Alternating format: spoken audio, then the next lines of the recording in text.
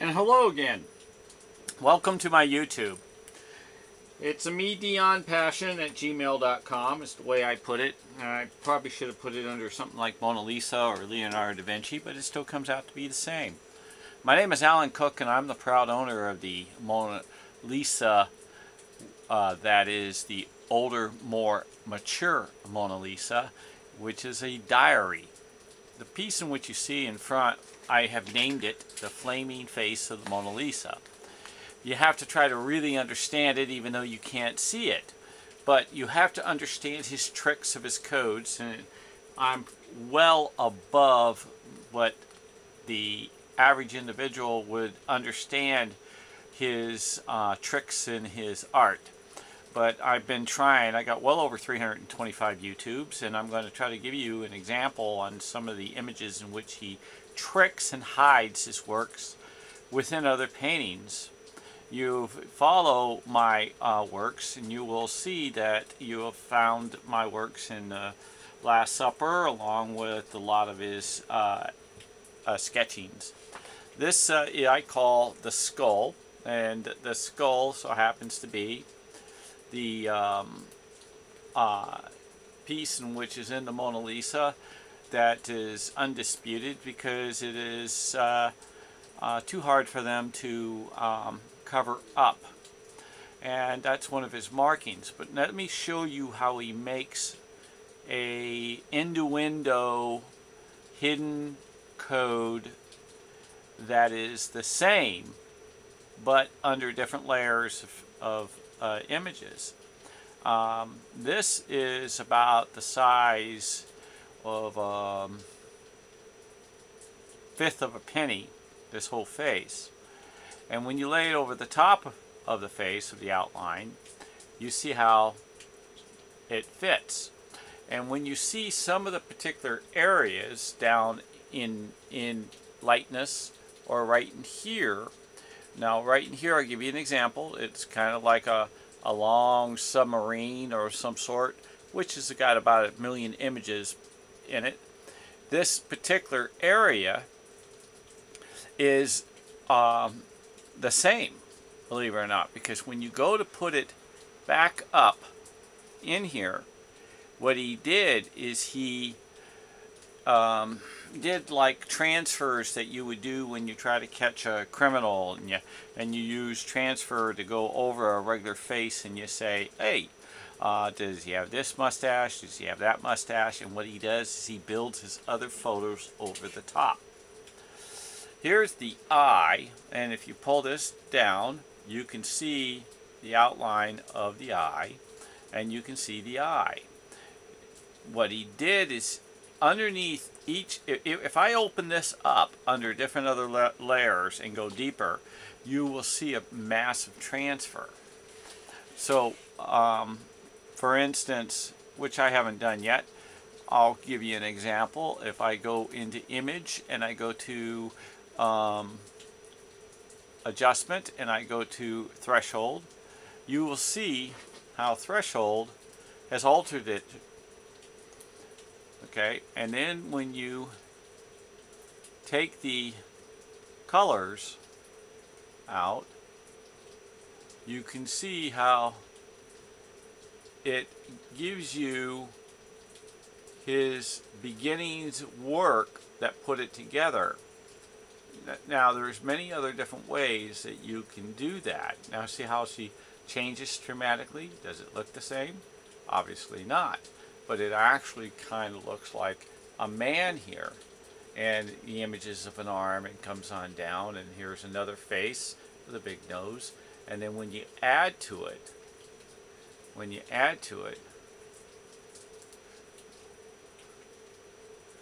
you will see how the face changes. See, if you see, here is an eye, here's an eye, here's a nose, there's the Y, and it comes on down. See, if we bring it on down, you see how the face. Now that's what he does. He builds faces on top of faces, and it continues. And if you take a look, here's another image of a body, but these are bodies, and these are bodies, and these are bodies. So all these images of bodies and images are built within this face, or the body of the face to end up with the other body. And it becomes a totem pole. But this is not just what I want to let you know. Now, when I put this back down over here, and I take this image, and I lay, I never tried this one yet, but if you, it doesn't show too good this way. Perhaps, oh, it won't do it because I got that on a degree. So you got to forgive me on that issue. But if you take, no,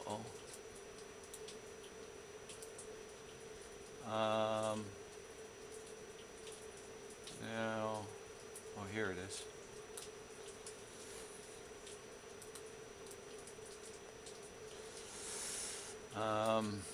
Oh, here it is. Nope, that's not it.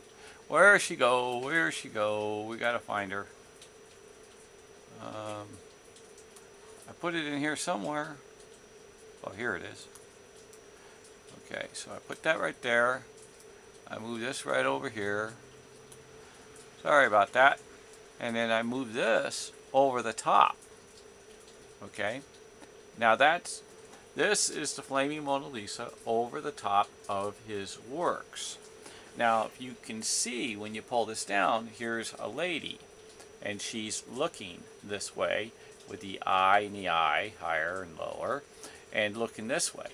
But if you take this and you put this on over, you can see the outline of the lady going in here, and there's an outline of a man in here with his head aiming towards her, the darker section, looking down.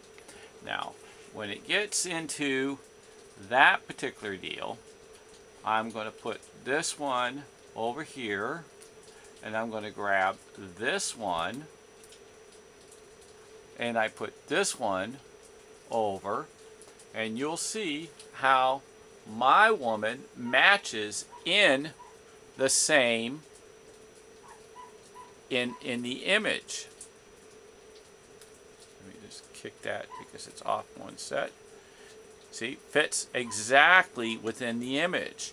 If you take a look at the hat, how it flows in here, watch. It's the same as, whoops, let me move this down so you can see it, so you don't call me a liar. There you go. You can see. So when you put it on up, it fits in the image. See how the hat fits in the little V? So when you, that's his hidden works. So he doesn't just all of a sudden blast a bunch of paintings over the top and say, oh, see them? No. You gotta find them.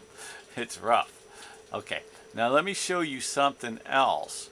Now, if this particular, there's an image of a white little dot right there. That white little dot. That little white little dot, when it's blown up, superside, like, I don't know, 10,000 times itself, becomes this. And when you lay this over, this so happens to be the same image that's within, there it is. See how this is the ridge of the man? Watch. See how his shoulders fit within? See how the lines go?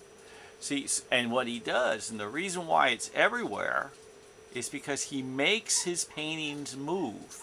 And if you follow my YouTubes, you'll see that's what I've discussed before. You can go high, you can go low, you can turn this on almost any diagram. See, here's many other things to let you know again. You see all these little dots? These little dots, so the more dots and what's in between the dots that you don't see that is black, that you don't consider art, is art. So when you follow this particular piece to here, see that little curve? See, this looks like a nose coming on down. This is like a face being bent, or a head being done. And here's another head. Okay, so by the time you get all done, you got a head, you got a head, you got a head, you got a head, you got a head, you got a head, a head, a head, and in black you got a head. And by the time you get done with more heads over here, look at this, you got a main head face. See it? See the main head face? These are all bodies building a body. And that's what the Mona is. It's trillions of pieces of art that build the Mona Lisa. And so this particular piece is the same as this piece here, which is in the Mona. See? The flaming Mona Lisa. Now, how he did the flaming, you're going to have to ask him. But I do believe it's got to do with chemistry and chemicals and like invisible ink and layers and obviously magnificent talent of again, chemicals. Now, you take a look at this. This is the Mona. And when I take this and I reduce this down and I take and flip this,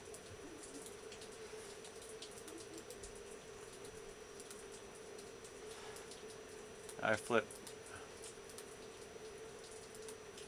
flip this back to clockwise, then you'll see that this image in which we're talking about that's in the Mona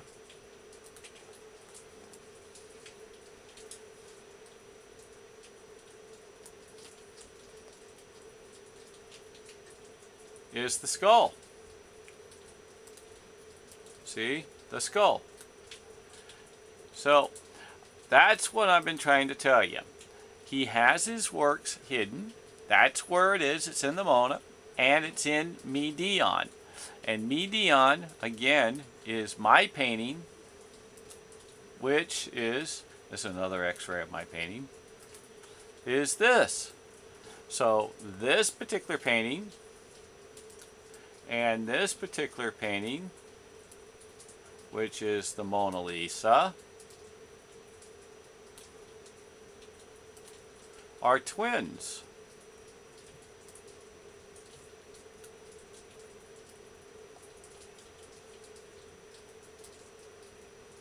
The twins are here. You see? Those are twins. This is a younger, more teenage Mona Lisa. And this is a woman that the Mona Lisa turned into, the Midion, which is a lost painting I own that I've been trying to tell the world that I have one of the greatest duet paintings on the planet that has all his codes and secrets and the passing of registry for when he passed away, and it was signed by his loved ones. So, hey, I want to thank you guys for the YouTubes in which you've been giving me the thumbs up and the viewing and the passing on to your friends. I want to say God bless the whole world, the universe, and the heavens, and you have a beautiful, beautiful night. Amen.